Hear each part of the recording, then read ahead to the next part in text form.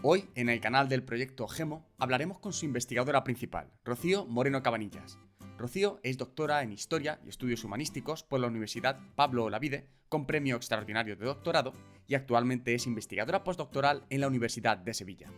Su producción científica abarca más de 40 publicaciones entre artículos, capítulos y monografías, entre las cuales cabría destacar el último libro publicado en la editorial TREA, Ilustración y documentos en la América Hispánica. Ha realizado además estancias de investigación en diferentes centros de Italia, Reino Unido, Argentina, Colombia e incluso China. Y ha obtenido diversos premios y reconocimientos, destacando el de la académica electa de la Real Academia Hispánica de Filatelia e Historia Postal de España desde 2021. Comenzamos con su entrevista.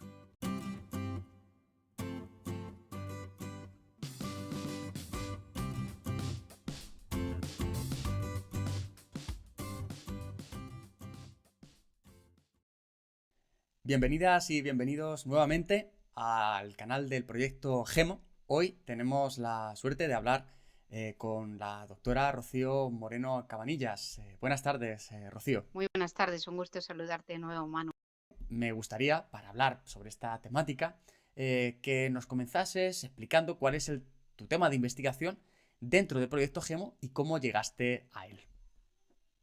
Bueno, en primer lugar, muchísimas gracias por tu generosa presentación, Manu. Y bueno, el tema de investigación que estoy desarrollando actualmente en el marco del proyecto GEMO tiene que ver con las correas mayores de Indias. ¿Quiénes eran estas correas? Pues bueno, eran mujeres que gestionaban la circulación de la información en América en la época colonial y que en la propia documentación aparece mencionada con el lenguaje inclusivo de correas, que es algo bastante importante y bastante llamativo. ¿Cómo surge este tema de investigación? Bueno, pues llevo 12 años investigando sobre el correo en Hispanoamérica desde que comencé mi etapa predoctoral y luego haciendo el doctorado. Y hace un par de años pues descubrí a estas mujeres, a estas correas mayores de Indias, y decidí profundizar en ellas porque la verdad que me parece un mundo fascinante ver cómo estas mujeres llegaron a ocupar un cargo tan importante como era el oficio de Correo Mayor de Indias. Me gustaría igualmente preguntarte a raíz de esta introducción que nos has hecho, si podrías para el público que nos escuche explicar qué fue en realidad el oficio de correo mayor de las Indias, por qué fue tan importante en la administración de la correspondencia en los territorios hispanoamericanos y luego cómo las mujeres llegaron a ocupar esos cargos de correo mayor de Indias y qué desafíos se enfrentaron en ese puesto. Pues el oficio de Correo Mayor de Indias era pues para un cargo muy importante que era para gestionar el correo no solo entre la península y América, sino también entre el interior de los territorios hispanoamericanos. Es un cargo que crea Juana I de Castilla en 1514, es decir, ahí ya tenemos a una mujer involucrada, como era la reina Juana I de Castilla, y que llega hasta 1768, cuando se incorpora este cargo a la corona y por lo tanto se institucionaliza.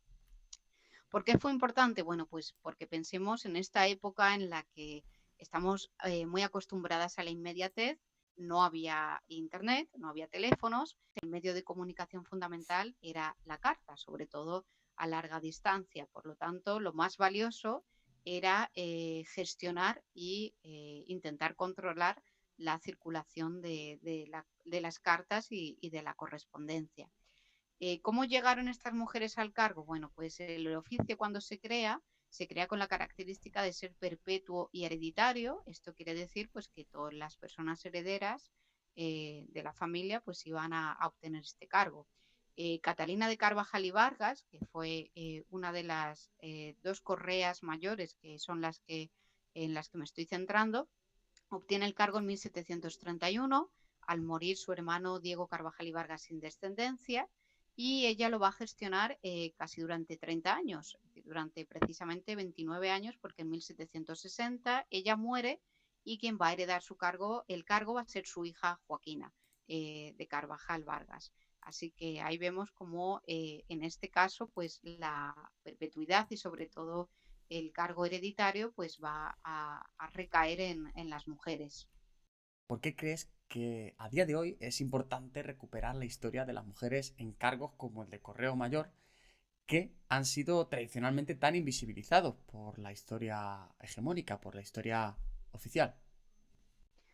Eh, yo creo que es importante para comprender la complejidad, primero, del funcionamiento de la monarquía hispánica y de los territorios hispanoamericanos, y que sobre todo, pues como tú dices, es muy importante reconocer el papel que ellas tuvieron y darles visibilidad a su agencia, la agencia que hacían en este cargo, actuando de forma muy dinámica y muy activa. Así que es fundamental darles voz para escucharlas, porque, por ejemplo, siempre se ha tendido a decir en la historia que las mujeres eh, apenas ocupaban cargos públicos y en este caso vemos como sí lo hacían.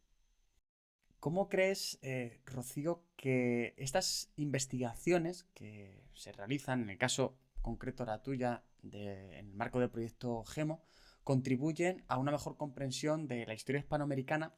Y dentro de esto, ¿por qué es importante rescatar del olvido la historia de las mujeres que trabajaron como correas mayores de Indias? Yo creo que es muy importante reconocerles el papel que tuvieron y para sobre todo equilibrar la narrativa histórica, es decir, para hacer una historia más inclusiva y para que niñas, adolescentes y mujeres pues tengan referentes femeninas en las que fijarse y sobre todo, bueno, pues en las que darles el protagonismo que se merecen. Y dentro de las correas mayores, has trabajado sobre todo pues a dos de ellas, ¿no? Catalina Isidora de Carvajal Vargas y Joaquina Ana María de Brun. ¿Por qué crees que la historia de estas mujeres debería enseñarse, por ejemplo, en la educación secundaria? Sí, yo creo que sería fundamental que se incluyeran en los currículum de educación secundaria, ya no solo estas mujeres, sino bueno, pues muchísimas más figuras femeninas y mujeres en la historia para justamente, pues para, como decía antes, ¿no? Que se tengan referentes femeninos y que sobre todo el alumnado de, en este caso, la educación secundaria, vea cómo había mujeres haciendo historia y mujeres con un gran papel muy activo y fundamental en la historia y por lo tanto es necesario que se enseñe y que sobre todo pues se visibilice desde la educación secundaria eh, como referentes femeninos. Quien no esté familiarizado quizá con la historia, pues se preguntará cómo extraemos ese conocimiento. Entonces yo quería preguntarte qué tipo de fuentes y qué metodologías has utilizado para investigar su papel, para rescatar y develar su historia desde los archivos. Sí, yo creo que eso es algo que es lo que más nos gusta a las investigadoras, que es meternos en los archivos, es decir, en esos espacios en donde descubrimos al final y estamos descubriendo y haciendo historia, ver esos papeles de hace tantísimos años en los que muchas veces somos conscientes de que nadie desde hace muchos años los ha visto. Entonces, yo he tenido la suerte, justamente en el marco de este proyecto, de hace un mes realizar una estancia en el Archivo Histórico de la Nobleza de Toledo, donde he podido encontrar muchísima información de estas correas mayores de Indias, a través no solo de documentación oficial, es decir, de informes, de nombramientos que hacían ellas mismas o de la correspondencia oficial o sus testamentos, sino también de documentación privada, como por ejemplo las cartas que escribían, en este caso me estoy acordando de Joaquina a su hijo. Ujú. Joaquina estaba en Lima, su hijo estaba en Madrid y yo me emocionaba porque veía una madre echando de menos a su hijo a través de esas cartas. Se pueden ver pues también esos sentimientos y esas emociones que despertaban en esas mujeres de la época y que bueno, que son al final las que siguen conmoviendo hoy en día. ¿Cómo crees que estas correas mayores fueron agentes activas en la distribución de ideas en el mundo atlántico? Sobre todo teniendo en cuenta que era un espacio muy amplio, muy complejo y lo más importante de todo, monopolizado por los hombres. Sí, ellas tuvieron un papel fundamental con agencia propia, que es lo que intentamos también analizar desde el proyecto, es decir, que las mujeres tenían agencia y en este caso como ellas mismas eran movilizadoras de información, es decir, hablamos de género y movilidades no solo como una movilidad física de las propias mujeres, sino como también desde un sitio ellas movilizan información. En el primer congreso, pues por ejemplo, la profesora Bethany Aram nos hablaba del concepto de anclaje, que nos dejó muy maravilladas a todas, porque era como, bueno, desde un posicionamiento y un sitio, ver cómo estas mujeres estaban transmitiendo esta información y la estaban movilizando a través sobre todo pues de redes de confianza, que era lo más importante, de entramados clientelares, entramados familiares, de contactos, y esto se ve muy bien pues en la documentación. Yo, por ejemplo, me he encontrado en el Archivo Histórico de la Nobleza como Catalina está pleiteando territorios de la península, es decir, ella está en Lima y ella está luchando por sus privilegios de sus condados y sus marquesados en Trujillo, en Cáceres, y lo está haciendo desde Lima. O Joaquina, que desde Lima está gestionando ya no solo toda la gestión del correo de los territorios hispanoamericanos, sino también pues de la incorporación de ese correo a la corona a través de las cartas que envía a su marido que está en Madrid. Entonces vemos el papel activo que tenían como transmisoras, como movilizadoras de información y de ideas en este caso. Y precisamente, Rocío, hablando de la circulación de ideas y de conocimientos, me preguntaba, como última cuestión, alguien que estuviera pues interesado, interesada en la investigación que realizas, ¿cómo podría profundizar en esa transferencia del conocimiento que tú realizas a través de tus libros, tus artículos? ¿Cómo podrían encontrar lo que tú estás publicando?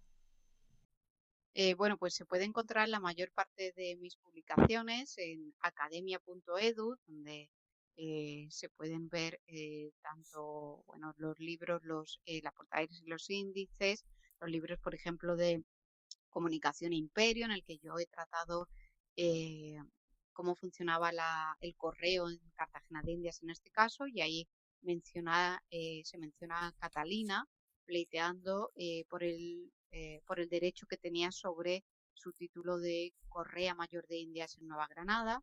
En Ilustración y Documentos, o muy próximamente, como ha mencionado Manu en la introducción, en Caribbean Letters, pues en esos libros se puede profundizar más sobre los temas. En artículos también, pues en revistas ya no solo nacionales, como por ejemplo temas americanistas, es decir, sino también o boletín americanista, sino en internacionales como Atlantic Studies, y luego en capítulos de libros en los que, digamos, me acerqué al tema que estoy profundizando más en la actualidad y que espero pues publicar muy pronto resultados para ello. Y a modo de transferencia a la sociedad, a modo más divulgativo, el fanzine de Gemo, que está descargable gratuitamente en la página web del proyecto, proyectogemo.es, donde también pues me acerco a este tema de las correas mayores de Indias. Muy bien, Rocío, pues muchas gracias por darnos este tiempo de entrevista, por toda la información que nos has transmitido y por animarnos tanto a conocer este mundo atlántico que para nada estaba anclado y asentado en un solo lugar, sino que era plenamente dinámico, y hacernos saber que las mujeres formaban parte de él y eran agentes activas en este mundo. Así es que muchas gracias por esta entrevista, Rocío. Muchísimas gracias, Manu. Si os ha interesado la entrevista de hoy, dadle a me gusta y suscribiros, y sobre todo compartidlo en vuestras redes y con vuestros contactos. Si podéis, por favor, dejadnos un comentario con impresiones y críticas. Esto nos motiva a seguir publicando y mejorando los siguientes vídeos de divulgación. Os esperamos en el siguiente vídeo del canal de Gemo.